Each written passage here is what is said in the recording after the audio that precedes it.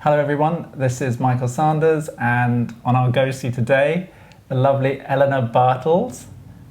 Hi. Is that yeah, that's well right. pronounced? Yeah, perfect. On the go-see, as usual, I'm going to look at Elena's book, and we're going to discuss her life story and her career in modelling thus far. Right? Yeah, cool. So as normal, I start with, where are you from? I'm from Germany, from Hamburg. Oh wow. Very north. Okay. And what kind of upbringing did you have in Hamburg? Who were your parents? What did they do? So my dad is a doctor.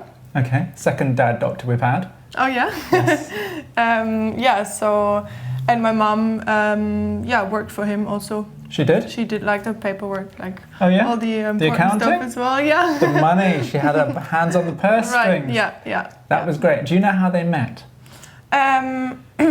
Actually, I'm not 100% sure. Oh, you're not? Okay. I feel like they met in a bar close to where they both grew up. Mhm. They didn't grow up in the same town, I but see. not far away from each other. Okay. And I think there was that one bar where everyone would go to, and Yes. I think that's where they met. And what kind of town was it? So they weren't from a big city like Hamburg. No. It was provincial. Yeah. It's like an hour drive from Hamburg. Okay. Countryside? Countryside, yeah. Okay. And was your dad already a doctor when you came? No. He wasn't? He worked in a pharmacy, I think, when they met. Mhm. But my mom, I think, knew that he was planning on starting med school. I see. Was that a attraction for her? I think it was... Did it have something to do with the equation of summing him up? Sussing him out? No, I don't think Okay, so. No, I okay. think it was actually more of a challenge for them because of the financial situation. So she had to Right. work to... for him to be able to go To go to medical school? university, yeah. So did she actually support that whole journey? Yeah, she did. But That's he an worked amazing on the team. side as well. He did? In like the pharmacy. Okay, and what kind of doctor is he? What's it General called? practitioner? Yes. He's a GP? GP, yeah. Okay, family doctor? Okay. And was that a different thing growing up with a doctor as a dad? Or did he go off to work every day and you didn't know quite what he did? You didn't? Oh, we knew what he did Yes. because it was discussed during lunch and they talked about it. Obviously not about the cases itself, but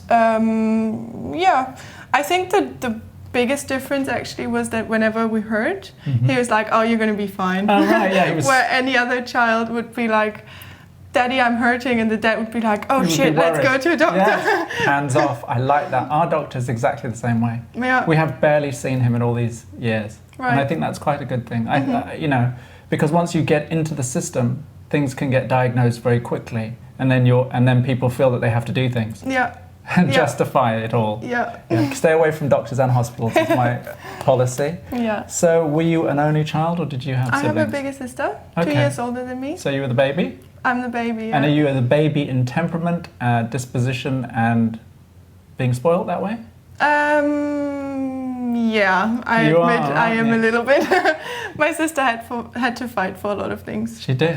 like get the ears pierced and Oh yes, all the going first out battles, and, yeah. and they didn't care when you came. No, they were like, okay, she did it, so you can do it. Were you easy children growing up, do you think, to parent? I mean, character-wise, I think personality-wise. so. Yeah, I think so. Like we were both doing our stuff at school, like Was there enough of an age gap that you were not competitive, or have you been competitive? Very competitive. Very. We have 2 years apart. Okay. So yeah, it's always been a challenge. Up until I think the age of, when I turned probably like 18 or something, maybe a bit before already. But that's when like we did different stuff. Like my sister went to Australia after school. I was still in school, but then she started medical school, and that's when we kind of, not stayed the twins or whatever we were. Right. So do you define yourselves in opposition to what the other person's doing? Because they say that the challenge of the only child is to find an identity, but that often siblings are defining themselves in opposition to somebody else who's defined themselves. Yeah, I think we have a lot in common, but then she's more, if I look at what sports we do, for instance, she likes dancing and she's very good at it, and I'm not at all. And then I play soccer and tennis, which she probably wouldn't consider either. So I see. that's something that's very different between the two of us. Does the fact that you went sport mean that you're a bit more competitive than her, because those sports are so inherently so, and you get a chance to really exercise that need to win? I like to win. You do. That's for sure. I can tell you've got winner written all over you. So do we think that comes is it inherent? What star sign are you? I ask everybody. I'm Aquarius. Okay, wow. That's a tricky sign, I hear. Is it? Well, I have an Aquarian mother, so I should know. I hear that they're very calm people. They're calm and crazy at the same time. And what was your sister? Do you know even what her date of birth is? I know her date of birth. I don't know her star sign. It's 6th of March. Oh, okay. I'm not sure. Is that Aries? Is that the ram? Is she fiery? She is fiery. She is fiery. Then that's a good guess. So tennis and soccer, did you say? Yeah. Soccer Is the fact that your sister went and followed your father's footsteps, does that give her extra points? With him, at least? I think he's very proud of her. But when I asked him if I should go to med school or not, he's like, no, you do something else, one is enough.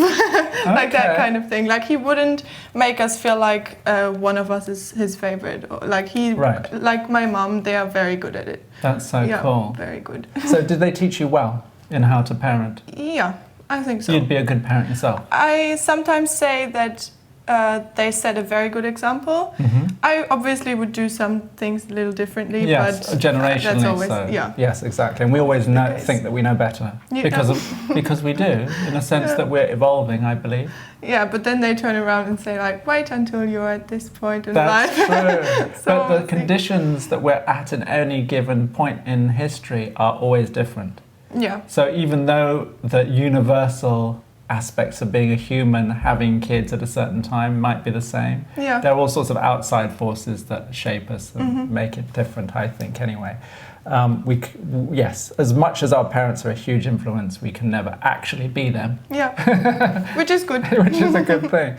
But I always said I don't want children, so we'll see. Oh, you don't want children? No. Wow. I don't know. I feel like it's not my thing, but maybe I'm just too young. Well, maybe that's probably a really wise thing to know so early, unless that changes. Don't have them. Well, although I do know someone who swore off kids completely and then had 3 and couldn't imagine life any other way. So that actually can happen. And I would strongly suggest doing so. Because for me, as I said before, maybe on another one of these, it is no less than the meaning of life itself. No, so you'd miss out on a huge opportunity if loving is one of the things that is probably a good way to be and live. In that state of active loving, having children gives you that opportunity so much. I guess I just have to have the feeling that I lived for myself before having kids. First, I think that's very wise. The beautiful pictures, by the way. Thank you.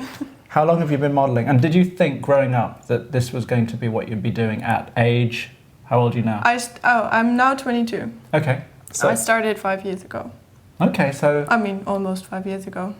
All right. So how did that happen? And were you pretty as a child? I'm sure you were. No. Were you considered as such by everybody?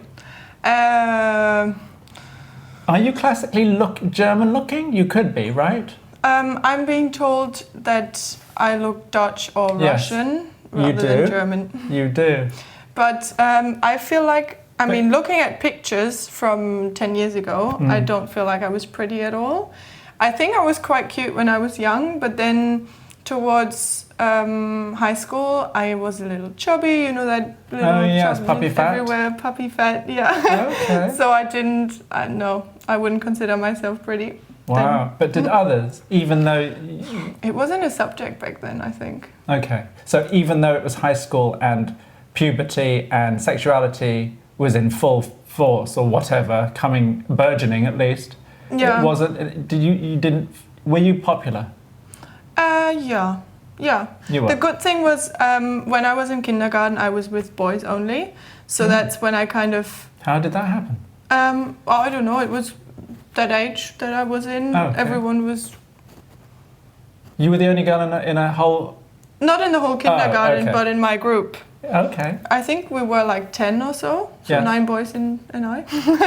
That's so Which was wild. really cool. That's weird, isn't it? It's weird, yeah. But I mean, I could have done something with the older girls or the younger girls, but I felt like the boys were just so easygoing and chilled that I liked their company. I don't know. 5-year-old boys are a nightmare.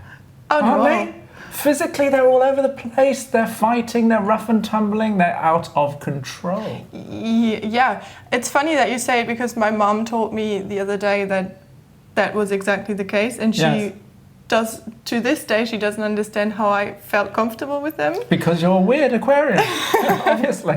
But you know, we played soccer and stuff, so... The girls are the ones who are more mature, even still at 22. Yeah. Now I agree. Back then, I don't know. That's so funny. But maybe were you a bit of a tomboy yourself? Yeah. So you liked all of that stuff, and then you played football. Mm-hmm. It's big in Germany, of course. No, for the boys, yeah. For the girls... But not girls? Not so much. What do they play instead? They dance. They dance? Netball? Handball? Handball, yeah. Handball. Yeah, but I don't know. It was never my thing. My sister and I used to do gymnastics as well. Oh, okay. But then that's great. At some point, that was what my parents really wanted us to do. Mm-hmm. Because they were like, my sister really wanted to go horse riding, which wasn't my thing either. Like the whole girly part, not at all. Ponies. Not me. No. But they said, if we fall off or whatever, we don't want to hurt ourselves severely, so you need to be able to roll and, control your body. Hence the gymnastics. Yeah. That's preparation. Yeah. And core. Yeah. You did it? Mm-hmm. How many years? Let's say, I'm not even sure. I don't want to lie. Something about like 5 years. That's quite a long time. Yeah. So you can do backflips? Yeah. You could do one today? No, because actually since I broke my wrist, no. I can't do it on like So you did break a bloody bone? Horse riding. Your father's so clever. He anticipated that. Yeah, well... Did he fix you up? No, it was in that small town where my mom grew up. Oh, wow. So I went to hospital there. Shit, and you didn't roll. The gymnastics was a complete fucking waste of money. I probably did, but not... I don't know. Not enough to save your wrist. 5 years wasn't enough. It wasn't enough. You had to be Olympic grade to survive the horse fall. Okay, so but you were a popular teenager and you had boyfriends, I take it. Yeah. So at what point did you blossom into the great beauty? Okay, so my sister got scouted in Hamburg on the street shopping. I was going to ask about that. Yeah, with my mom. And that was when she was 16, 17, sorry, I don't know. Yeah. Does she look like you? Is there a family resemblance? Could I tell by meeting your sister that she was your sister? Yeah. Yes? Mm-hmm. So the basic. She's darker than me. She's got darker hair, she's got brown eyes, a little bit darker skin, stuff like this. But I think you could tell, yeah. Does she look more like, do you each look more like one parent over the other? I look like my dad and she looks like my mom. Okay. Like you could tell straight away that she's my mom's daughter. Like our mom's daughter. Yes. Yeah. But there was no favoritism shown. No. Okay. So she was leading again. She was ahead of you. Yeah, So did you think, shit, if she can do it, I better be able to do this too? No. I actually was like, oh no, this is not my world at all. And Is that because she was doing it? No, it really was because I'm more of a boy than a girl. And would you say that? Yeah. Yeah, wow. I would. So you like boys? Yeah. You're a boy's boy? I mean, a man's woman. A woman's man. A guy's woman or something like. Yeah, I'm interested in boys. Not sexually. I'm just saying. Are you a man's woman or a woman's woman? So you're a man's woman. You prefer the company of men. You like men more than women. Mm-hmm. I mean, like, It just works out that way. I mean, now it does, but I like Yes, both. yes. I like spending. I've met so like special girls as well. Yes.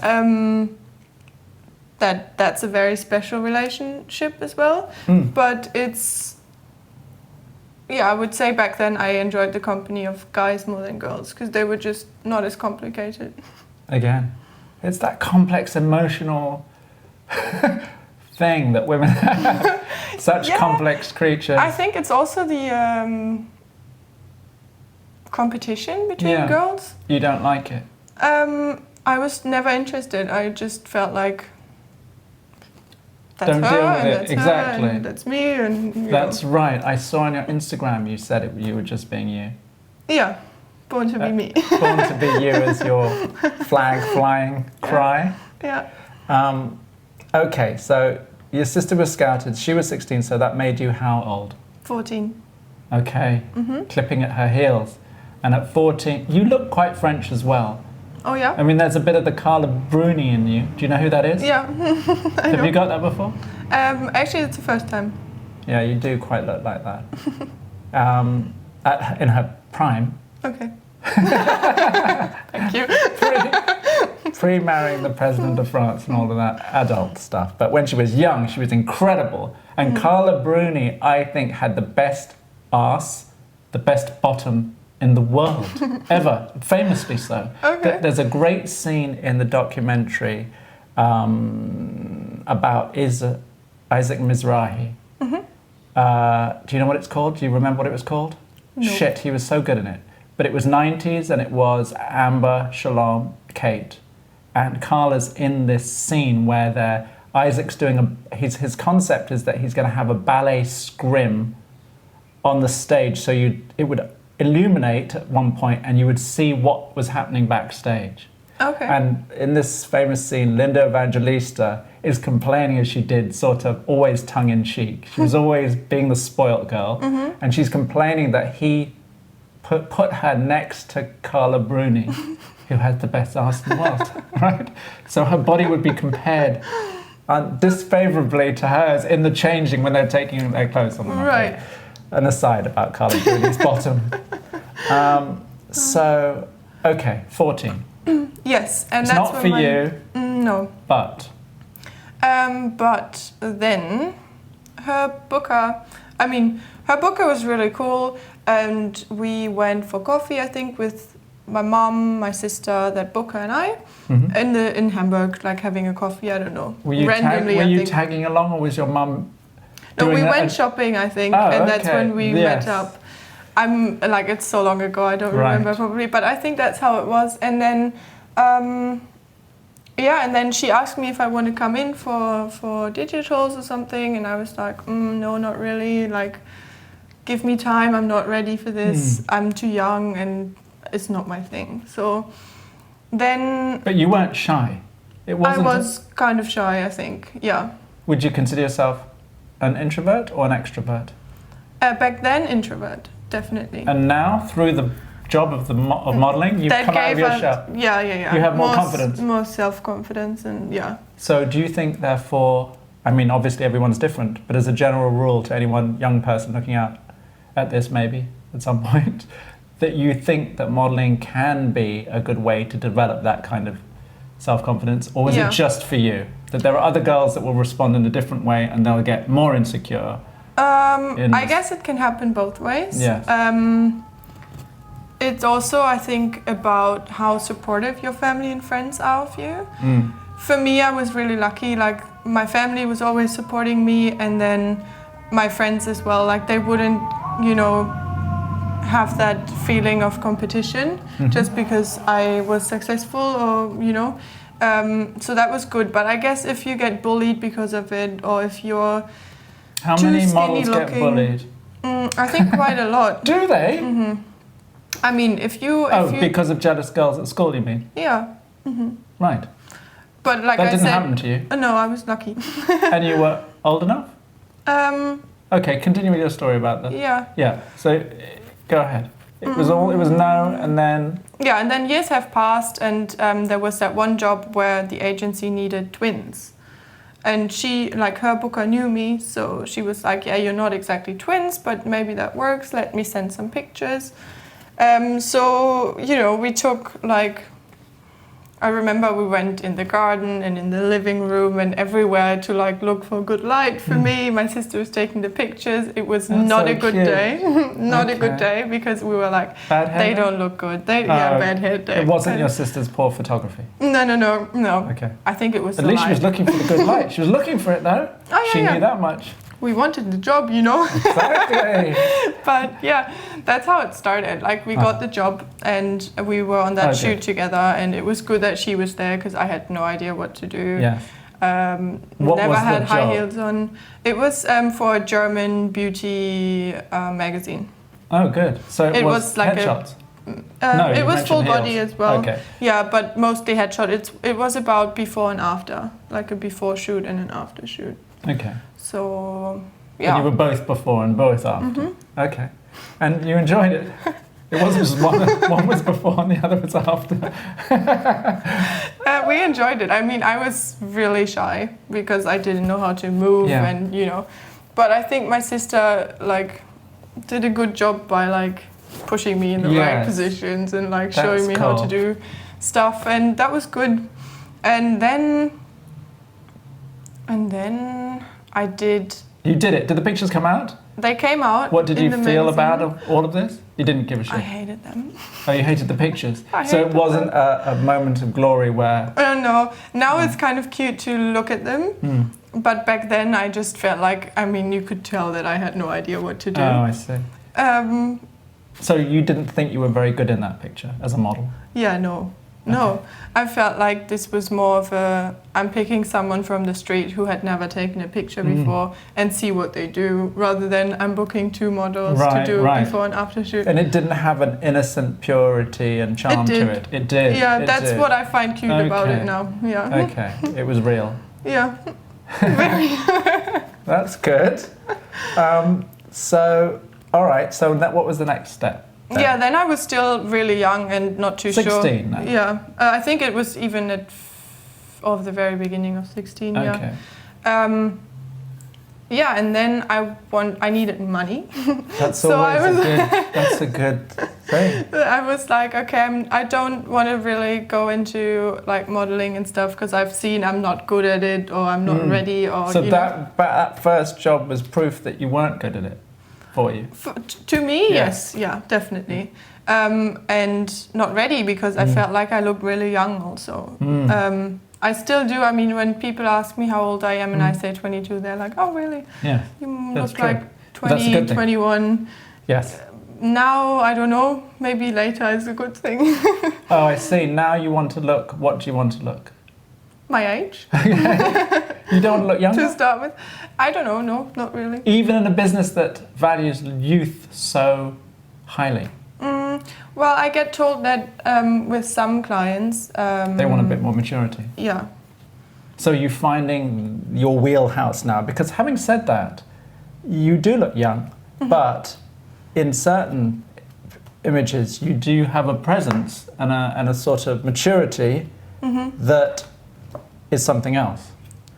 Yeah. And therefore you're more versatile. I would say you're not being impeded in any way. Yeah, I guess it's good to be able to do both. Yeah, so you even look like a brunette here.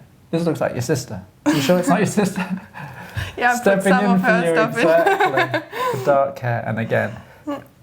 Now, this is you, however many years later. You've been doing it for a long time. Do you consider yourself great at your job now? Have you attained the level that you think is required to be a professional model? Obviously, I mean, the proof of the puddings are right here, but how do you feel about it? I feel like it did take a long time to actually understand the business. Yeah. At this point, I wouldn't even say that I understand it like completely. But I feel like when I'm on a shoot, I understand what the photographer wants to show in the picture, what the mood is, what message you want to like bring to the world. I don't know. So that plays a big part, and I think I didn't know that in the beginning. Definitely not. So now I do, yeah. And you learnt that through sheer doing it? Yeah, experience. No one told you, no one guide, there was no mentor along the way who said, actually, maybe it's about this, maybe you should think about that, maybe you should give a lot. I mean, there's always photographers on the shoot that explain. So it's the sort of schooling by doing. Yeah. Okay.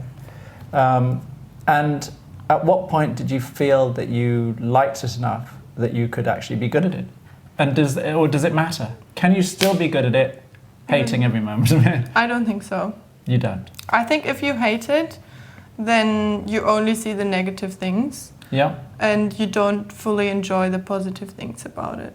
Like when I was still in school and I was very close to finishing it, I had that stress between doing all my exams and traveling and doing modeling jobs. So that was kind of tough, because what I enjoy about modeling also is that you can see cities and that you can say, okay, I'm going to stay a day longer because I haven't been here yet. But during school, it was more about going there, doing the job and rushing back so I don't miss too much school. Right. And that was kind of stressful. Did that hurt your academic career? And does it matter? I guess I could have been a bit better. Yeah. But I was still good enough for what I want to do in the future. So I guess you can go back. You can go back into higher education.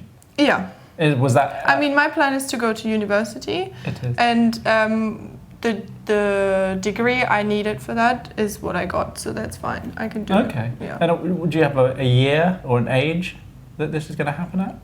Or are you more open-ended than that? I'm open to it, but I feel like it's going to happen soon. Okay. Just because I have that thing that I need two different things in my life rather than You're focus not that on one. simple, are you? There you go. So I did, like I just said, it was stressful to do school and modeling at the same time, but it was also a challenge and it was good.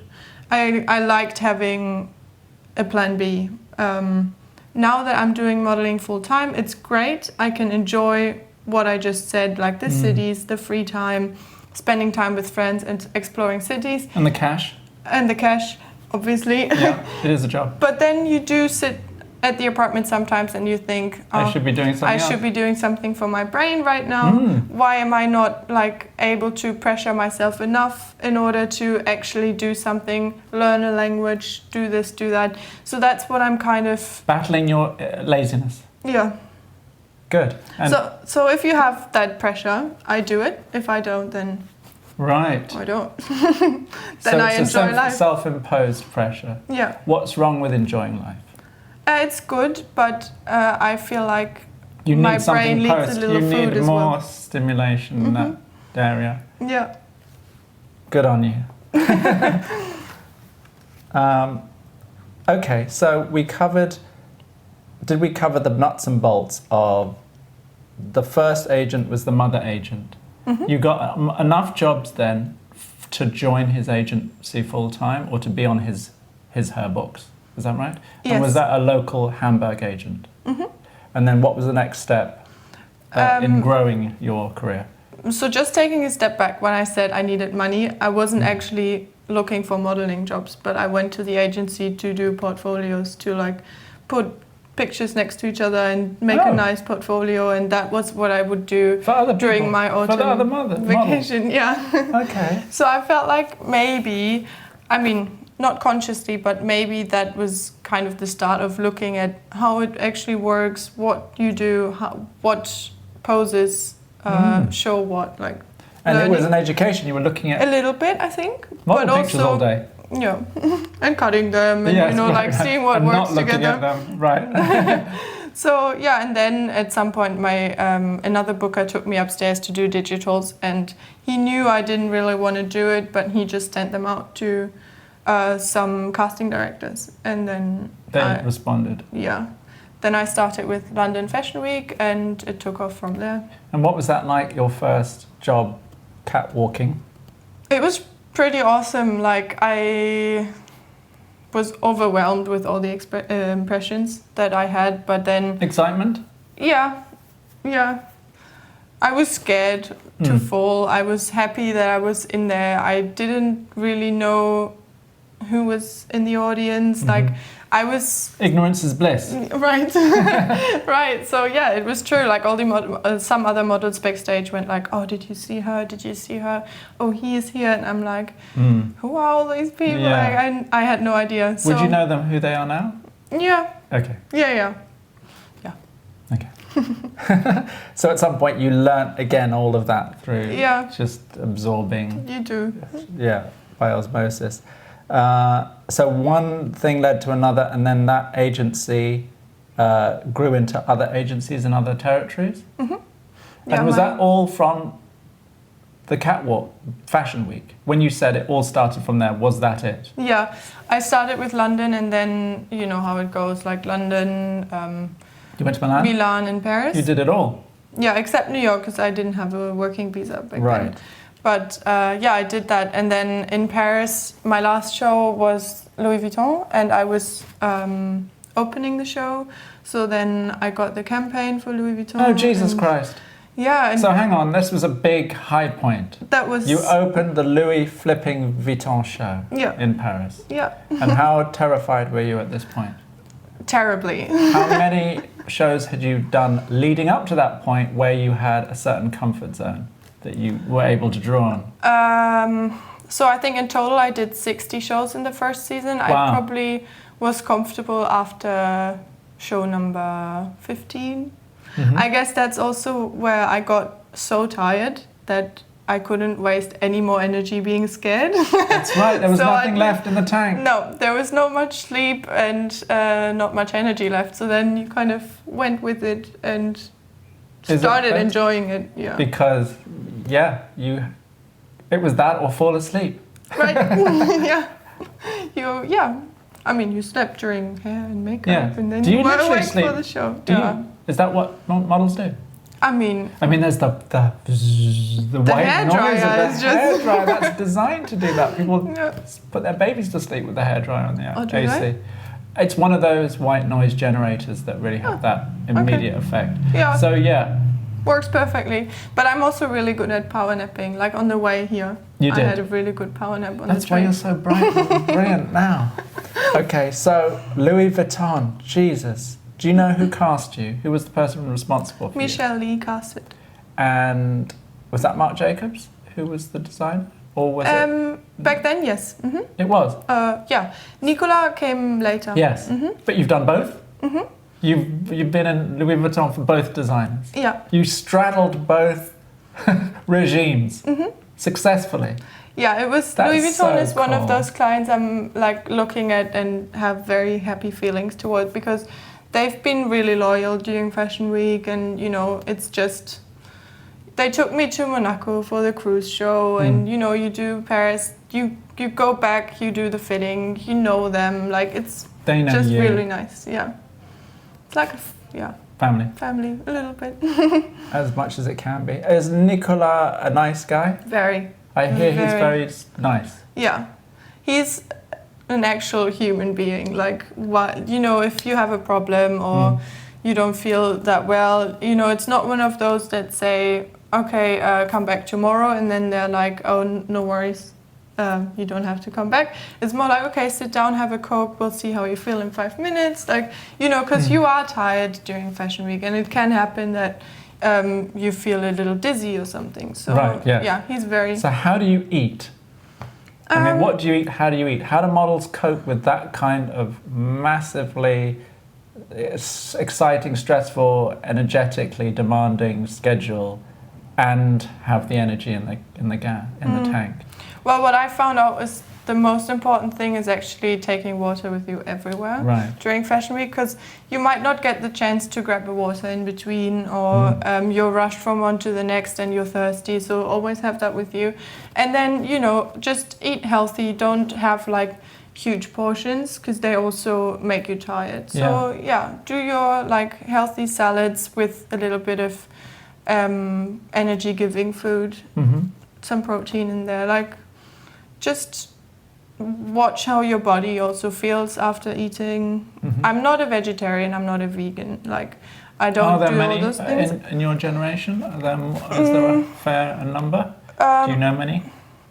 Like the models I know that I'm friends with, there's not so many, but I know that it's very common. The carnivore gang, the meat eaters. What's that? The meat eaters. Oh, I do have those friends too. Yeah. Yes. Yeah. So Louis Vuitton was the high point, and that gave you an enormous amount of visibility and focus because you're opening a show. And did editorial glory follow suit? Is that how it works?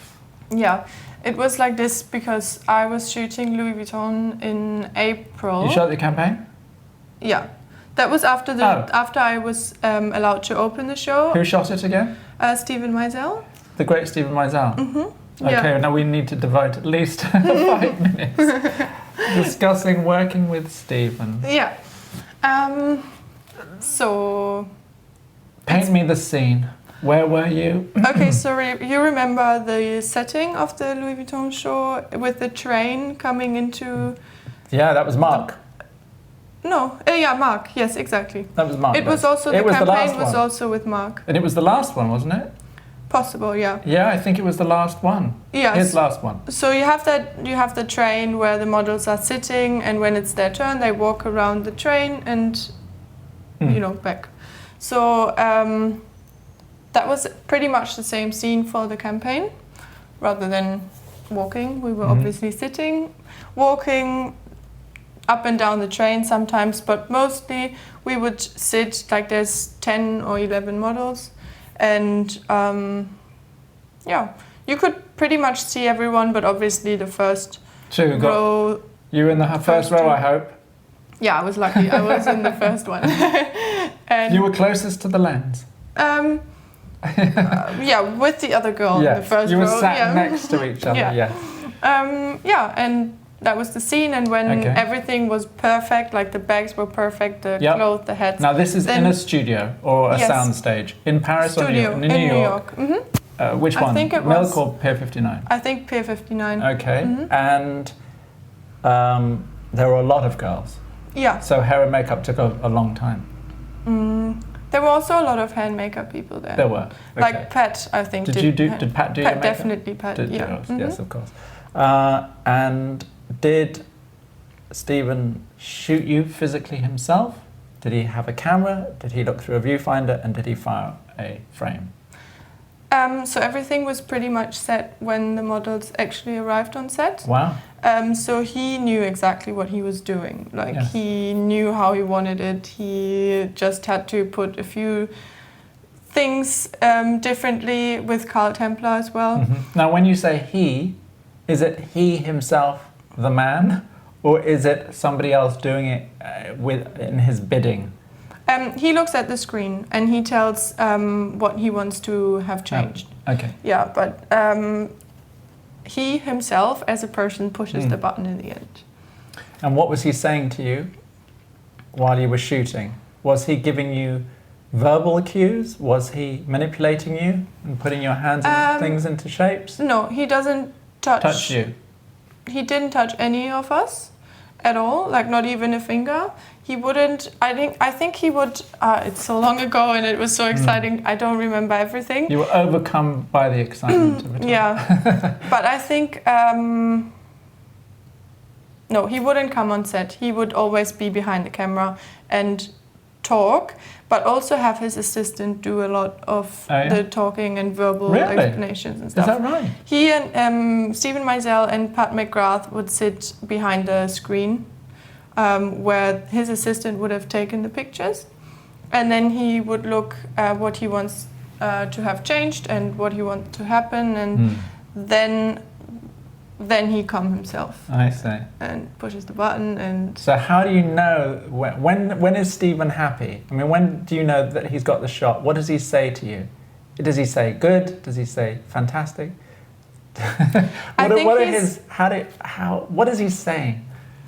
I feel, I don't remember, but my impression was that he was very much in the background. Loud voice, small voice?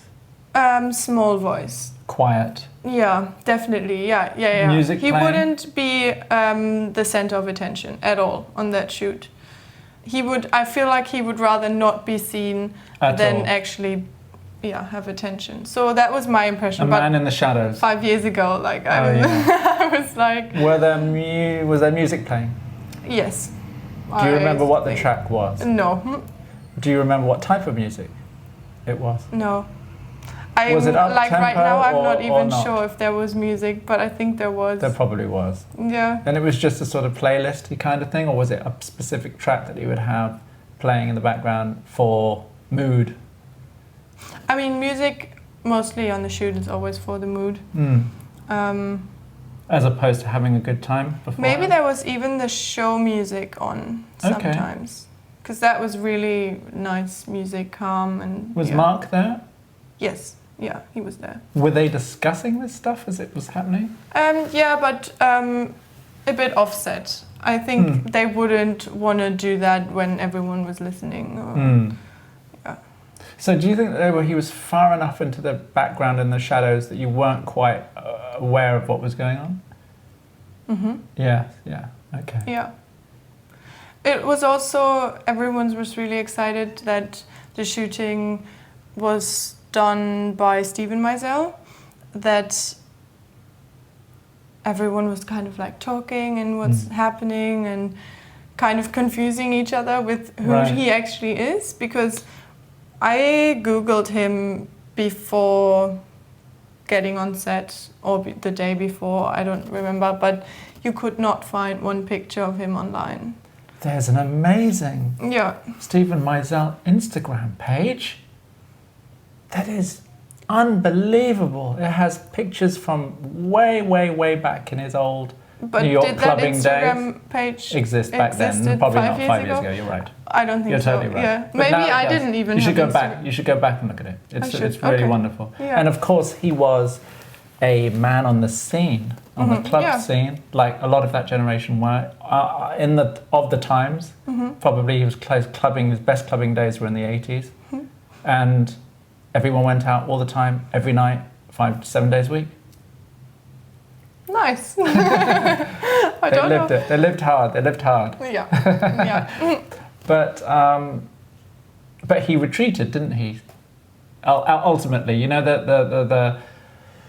the myth of Meisel, the mystery of Meisel, and the black and the shadows, as a way of protecting yourself is a clever way, I think, for certain personalities to negotiate fashion, because it's a sort of protective mechanism. Yeah.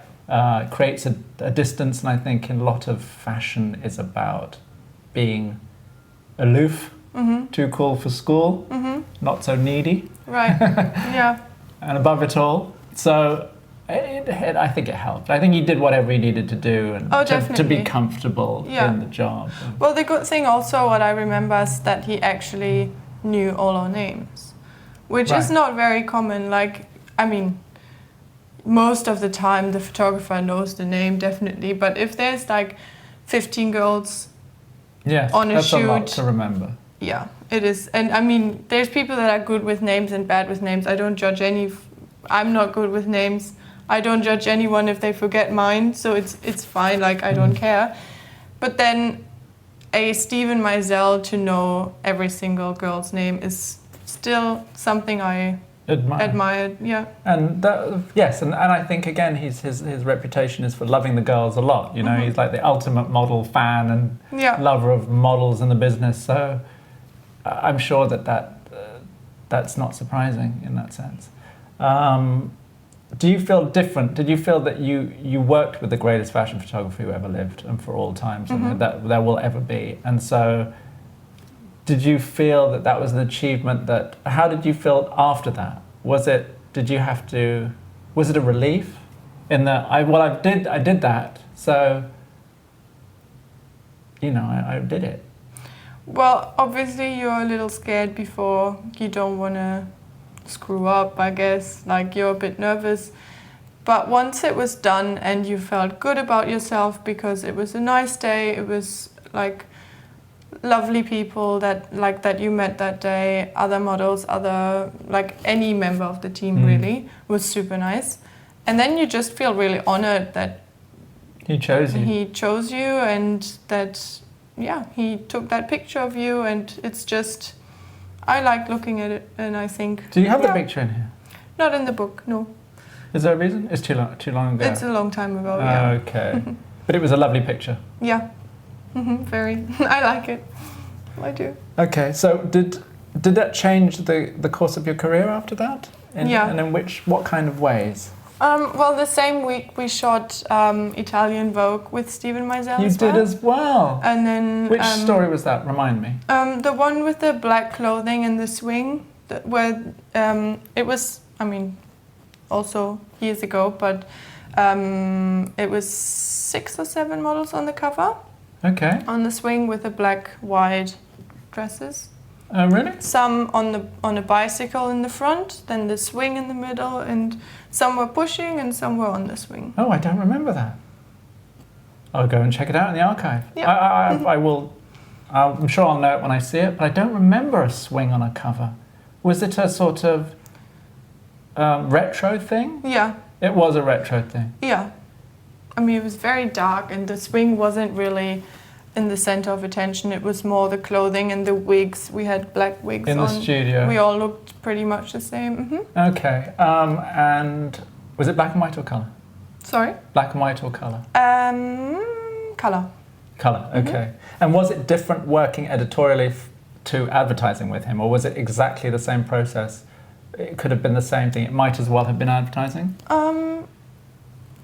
Well, there's a different feeling to it because when we shot Louis Vuitton, it was also about the bags and the head and the coats and everything, where for the editorial, you wouldn't really want to sell the dress that you were wearing. It was more about the atmosphere and how we interacted with the other models. So it was different, but the how do you say? The professional? Was the same. Like the professionalism? The level of professionalism was the same. Was the same. Yeah, yes. Very much, because we had a lot of pictures to be taken with very different sets. Like we had chickens on set. We had. Was it a couture issue? No, I don't think so. Chickens on set. I don't remember the chickens. And then we had wooden pallets where we would just stand on top or lean against a wall. Then there was some retro piano with old chairs, stuff like this going on. So were there mood boards? I didn't see them, no. There wasn't polyboard with images pinned? No? Not that I remember, no. Okay. And so these sounds like that they were quite big numbers in terms of mise en scène. There were a lot of elements involved. Very. Did that take a long time? The set design was then? Pretty complicated, yes, I think. Exactly. Yeah. Pier 59 again? Yes. Probably a couple of studios I think so. Opened up, so there's a lot of space. Yeah. I think that's what it was. It was like more than one studio. Okay. And then once when we had makeup and hair changed, they changed the set. Like it worked perfectly, but it was a big one, like a big shoot, lots of work. Not for us, but for the set and for hair and makeup and, you know. So how many days shooting was that? Just one, I think. Just one day to do the whole story? Yeah. That's what also is very impressive about it. It was on point. Machine. It was on time. It was German in that efficiency. That's great. Yeah, no, it was pretty impressive. And the day after, I shot British Vogue with Daniel Jackson. Did you? And that was, I think it was like the top 10 of the show season or something. We each had a dog. I don't remember what that. was your dog? You don't remember? Do you have a dog in real life? I think I had a collie. Nice. I don't have a dog. No. Okay. Are you an animal lover or not? Yeah, but I'm a bit scared of some dogs. Okay. The big, vicious teeth. Those that my best ones. friend would have in school, not in school, at home. So you're a bit scared of them growing she up? would come to my house. I wouldn't go to her Oh, right, yeah, because of the dog. Interesting. So, okay, so you worked with the greatest, and then did other big photographers come knocking as a result? Yeah, I mean, in the process you had, for instance, I remember a shoot for Interview magazine with Michael Jensen. Yeah. And that was awesome too. Like we had those great clothing. Was that through Carl? It was Carl too, yeah. So do you think Carl mentioned you in part of the casting? Probably, right? Possible, yeah. I mean, I don't get those insights, I guess. Like, I don't even know if the agencies knows exactly what's the reason why you get booked or not. No. They obviously know much more than you do, but I don't. Okay. And so when you go on these go-sees or you go on castings, you don't ever have an inkling as to whether what you're actually going to get? There's no instinct that you can, there's no intelligence you can bring or educated guesswork or psychological, nothing? I mean, if you see people that you've seen before and you know and remember the shoot and you know they liked you, which is always important, then you can guess that they've suggested you for a certain job, but you never know for sure. Okay. So what are the best and worst things about the job so far that if you could tell people out there? You like the travel, so that's not a problem. I do. You like being by yourself? Yeah, I do. That's not a problem? Not all year. No. Like sometimes I do wish for like a friend or a boyfriend to be with me when you want to share really nice experiences, but I also enjoy time for myself, and so that's not a problem. I think that's more on the positive side, the traveling and the new places, new people, like that's all good. The negative side to me is probably that in this industry you can see that some people go down with it, kind of thing. Like, I don't want to say it's the industry's fault. It's not. Like, everyone is different, and you maybe start the job and you have some issues already. But I have a good friend who struggled a lot with this job, and she couldn't deal with the pressure and the fact that it's all about how you look, and it has nothing to do at first sight with who you actually are. What you believe in, and that's irrelevant. Yeah, at first, I guess, and maybe at last sight, because ultimately those things, although they come into account because you're a human being, it doesn't necessarily mean it's so important for the picture or the job at hand. Yeah, exactly. And what I think you have to really understand when you start modeling is that people look at you and they might look at you weirdly, but they don't mean it in a negative way. They think, they're in their own world. They try to imagine stuff like a wig or a dress or whatever on you. They look at you, they might not look friendly, but it had nothing to do with you at that particular moment. And that's what I had to learn, because I always take it personally. Exactly, I always felt judged, and I know that some girls can't deal with that pressure of feeling judged all the time. And that is almost the job description. Someone who's looked at, and in inverted commas, there's a judgment call with any kind of gaze. Yeah, and what you know that you can't please everyone, and that you can't be everyone's type, or everyone is looking for just you and your look. So it has nothing to do when they don't take you with the way you look, or maybe it's just your hair color that they prefer brunette. There's nothing you can do. Arbitrary things, exactly. Yeah, so those things I had to learn, and I think it's when you don't know how to deal with it, it's definitely a negative side in the And the causes industry. them anguish. Yeah. Right. Now, talk to me about your love life, because you mentioned boyfriends. I met the young, strapping lad outside. Yeah. Where did you meet him? Is he a long-term boyfriend? Tell me the story about that. And dating generally as a model, what's that like? Okay, so I was, like, from the very beginning, I said I don't want a model as my boyfriend, because I imagined male models as very precious guys, which I found out then that it's not the truth, and that in every movie you see when there's a male model, they don't spend 30 minutes in the bathroom. Or Zoolander gave them all a very bad name, didn't it? Yeah, Ruined, that's one of them that I forever. just had in mind. Yeah. Yeah. And so but then he is a good friend of my mother agent back in Hamburg, and when it was my first time in New York shooting what I've just talked about, I was in a hotel, but that was when I felt really lonely and I didn't really want to do stuff on my own because I felt very young.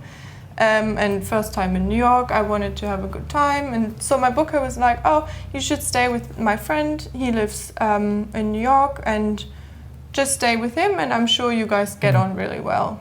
And we stayed together, but it wasn't like... Love at first sight? Yeah, it wasn't so much because we felt like we didn't want to have that typical, our booker puts us in the same apartment, like sets us up kind of thing. So yeah, we you were like, resisting the matchmaking going yeah, on. very. Although it wasn't deliberately matchmaking, was it? I asked him It was. a bit ago and he was like, no, not really. But he knew we would get along. Oh, okay, yes. He was hoping that you would. Yeah, so we were real good friends at first. Right. We got on really well. We had a good time. Like went out in New York You and hung out together. explored the city. And he showed because he had lived here for a while before, and it was my first time. So he showed me around. We did all the sightseeing and so it was romantic. Yeah. In a sense. So, how long had he been a male model, and was he your first experience of male models, or had you known a few up until then just in the job? Yeah, in the job I had met some before. So the stereotype had already been dismissed? Not all the time. Not all the time. They were but preening vain. Yes, yeah. There were like very extreme versions of male models, yeah. But fun. Yes. Yeah, but not the type I'd fall in love with. Right. So, yeah, we just, but then I was still in school, so I had to go back to Europe or to Germany after that week in New York. And that's when we like texted, but like friends, not like a relationship. And then I went back to New York, and that's how it all started. But I was very glad to know that it's not the typical male model that I had in mind. And so how long had that relationship been going on now for? Like 4 years. 4 years? 3.5, 4. Wow. I'm not even sure. Oh gosh. So it helps that he's in the business and at least he understands what the job entails. And yeah, especially with those short notice cancellations and And you're living here together in New York City. Yeah. And what is that like? When did you come to New York to live properly? I mean, I've been full-time for 2 years now. And except from like renewing my working visa here and jobs in Europe and time with family, I was in New York. Okay. Yeah. So what is there left for you to do? I mean, what would you want to do? What's your ideal job? I always say, if the phone rang tomorrow and you had your ideal job, if it was the last job you ever did, and so you wanted to really nail it, what would it be? I think it would be a fragrance job. Shot by Steven? Yeah, that'd be awesome. I would like to... Any particular one? I mean, I love the Dior one, I really do. I like the Chanel one, but fragrance in general and the atmosphere they create most of the times, and that very romantic light, and yeah, that's probably my dream job. That's fantastic. What else do we need to tell people? Happy ever after? So how many more years? We'll see. Yep. We'll see how it goes. As long as they want you. Yeah. And I see no reason why they wouldn't continue for many years.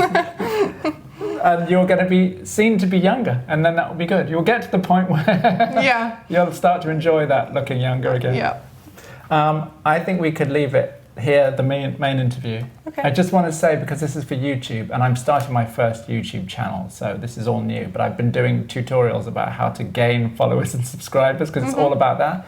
And they talk about the call to action. Okay. So as a departing call to action, why don't you do it for me? Because they're much more likely to subscribe for you than me. Well, have you watched YouTube videos before? I don't have an account, but obviously I do watch YouTube videos. I need to practice. Okay. So I'm going to say, so if you like this content and it was useful, you got anything from it, whatsoever, please subscribe, like, and share, and thumbs up, and all that stuff that they tell you to do on my YouTube tutorials. For some more, you can go and check out these videos at my website, michaelsandersgoses.com. And I'm putting this stuff out, basically, there's a little bit of content every day, 7 days a week for the foreseeable future. So cool. There's going to be a lot. It's going to be exciting. Thank you very much. Thanks for watching. We'll see you again soon. Bye. Bye.